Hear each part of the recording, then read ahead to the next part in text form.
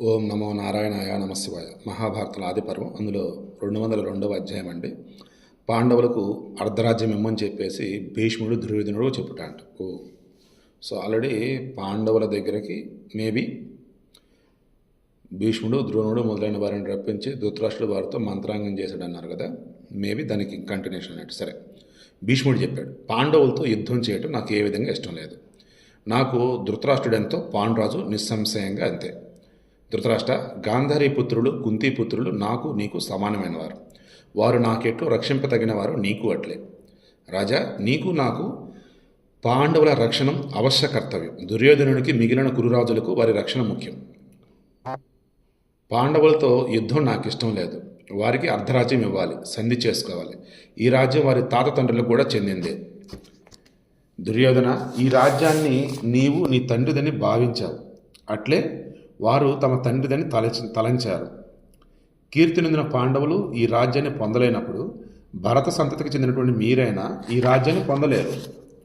భరతకుల శ్రేష్ఠ, అధర్మంగా ఈ రాజ్యాన్ని నీవు పొందావు. నీకంటే ముందు వారు ఈ రాజ్యం పొందారని నా అభిప్రాయం. ప్రేమతో వారికి అర్ధరాజ్యం ఇది అందరికీ శ్రేయస్కరం. దీనికి భిన్నంగా చేస్తే అది మనకు హితం కాదు. నీకు నిస్సందేహంగా అపకీర్తి కలుగుతుంది.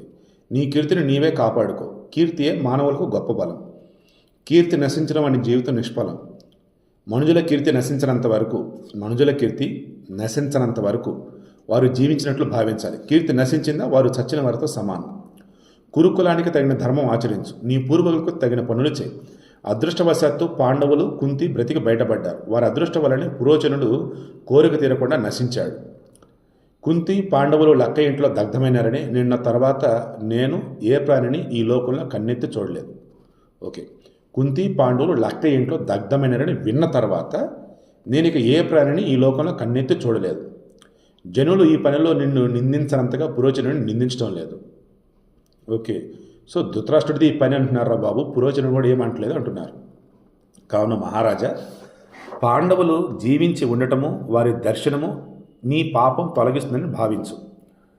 పాండవులు బ్రతికి ఉండగా వారి రాజ్యాన్ని స్వయంగా ఇంద్రుడైనా అపహరించిన శక్యం కాదు. వారు ధర్మపరులు. వారిది ఒకే మనస్సు, ఒకే ఆలోచన. ఈ రాజ్యంపై మీ ఇద్దరికి సమాన భాగం ఉంది. కానీ అధర్మపరుడైనటువంటి నీచే పాండవులు తరిమివేయబడ్డారు. నీకు ధర్మంగా నడవాలని ఉన్నా, నాకు ప్రియం చేయాలని ఉన్నా, జనులు క్షేమంగా ఉండాలన్నా వారి అర్ధరాజ్యం వారికి ఇవ్వు అని చెప్పేసి భీష్ముడు ధృతరాష్ట్రుడు చెప్తున్నాడు. స్టార్టింగు భీముడు అన్నట్టుకున్నాను, క్షమించాలి, భీష్ముడు. ఓకే, నెక్స్ట్ అప్పటికి ద్రోణుడు అంటున్నాడు. ఎందుకు ద్రోణుడిని పిలిపించాడు, భీష్ముడిని పిలిపించారు, విదురుణ్ణి పిలిపించారు. ఏం చేద్దాం చెప్పండి బాబు అంటున్నాడు కదా ధృతరాష్ట్రుడు. సో నెక్స్ట్ భీష్ముడు చెప్పి నెక్స్ట్ ద్రోణుడు చెప్తున్నాడు. ధృతరాష్ట్ర, మంత్రాంగానికి పిలిచిన వారు హితేషులై ధర్మకరం, అర్ధకరం, కీర్తికరం అయినటువంటి అంశాలను ప్రతిపాదించాలి. అది మాకు గురు పరంపర చేత లభించింది. నా అభిప్రాయం భీష్ముని అభిప్రాయంతో సమానం. కుంతి పుత్రులకు అర్ధరాజ్యం ఇవ్వటం సనాతన ధర్మం. ద్రౌపదిని దగ్గరకు మాటకారి అయినటువంటి దూతను శీఘ్రమే పంపు. ఆ దూత మణులను, రత్నాలను పాండవులకు సమర్పించాలి. ధృతరాష్ట్రుని నుండి ధనాన్ని, కానుకలను గ్రహించి ఆ దూత ద్రౌపదికి ఇవ్వాలి.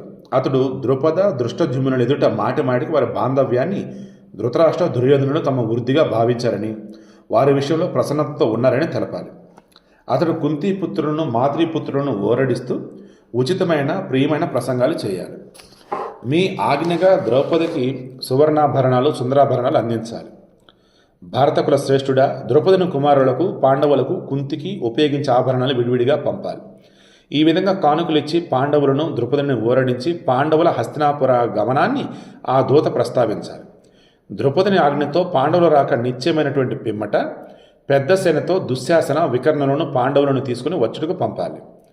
ఇక్కడకు వచ్చిన పిమ్మట శ్రేష్ఠులైనటువంటి పాండవులు నీచే గౌరవ సత్కారాన్ని పొందుతూ ప్రజల కోరికను అనుసరించి తండ్రి రాజ్యంపై ప్రతిష్ఠింపబడాలి. నీవు పాండవుల పట్ల, నీ పుత్రుల పట్ల పైన చెప్పిన దాన్ని ఆచరించు. ఇది నాకు, భీష్మునికి సమ్మతమైన అంశం. అప్పుడు కర్ణుడు కూడా చెప్తున్నాడు. మహారాజా, మీరు భీష్మ ద్రోణులను పనులు పూర్తయిన పిదప ధన సన్మానాలతో గౌరవించారు. వారు మీ అంతరంగికులని భావించారు. వారు మీకు సరైన మార్గాన్ని నిర్దేశించినప్పుడు నిర్దేశించినప్పుడు, దట్ మీన్స్ చెప్పనప్పుడు ఇంతకంటే ఆశ్చర్యం ఏముంది?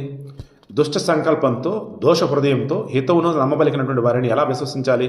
వారిని నమ్మిన వారికి ఎలా శుభం కలుగుతుంది? కష్టం కలిగినప్పుడు ధన సంకటాలయందు మిత్రులు శుభాన్ని ఉపదేశించకపోతే ఆ రాజులకు భాగ్యానుసారం సుఖదుఖాలు కలుగుతాయి.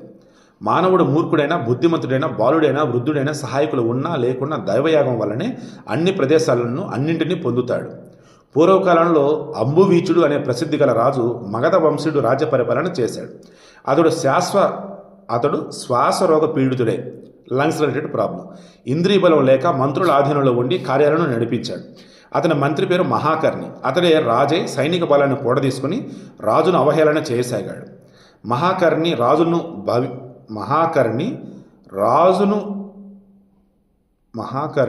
రాజనుభవింప తగిన స్త్రీ రత్నధనాన్ని మూడుడే స్వయంగా అనుభవించసాగాడు.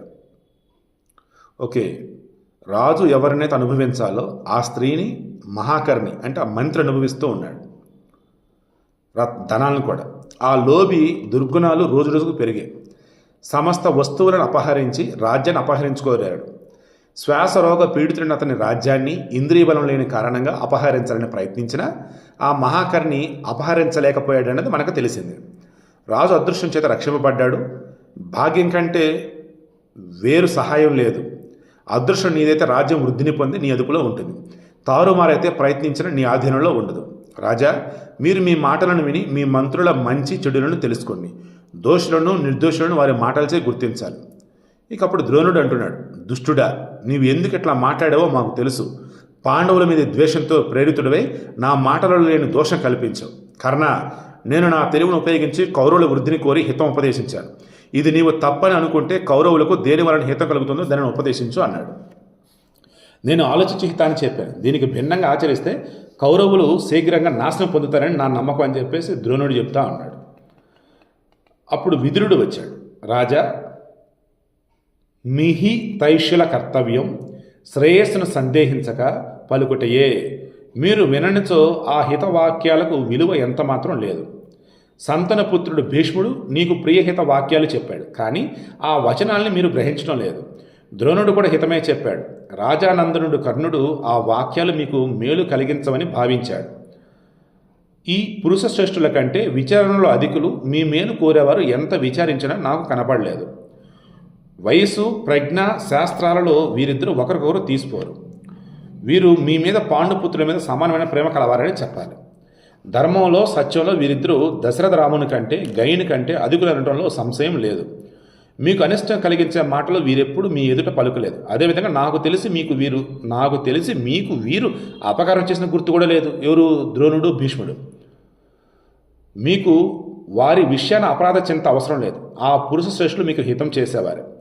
వీరు లోకంలో నరశ్రేష్ఠులు, బుద్ధిమంతులు కావున మీకు వంచనతో కూడిన మాటలను చెప్పరు.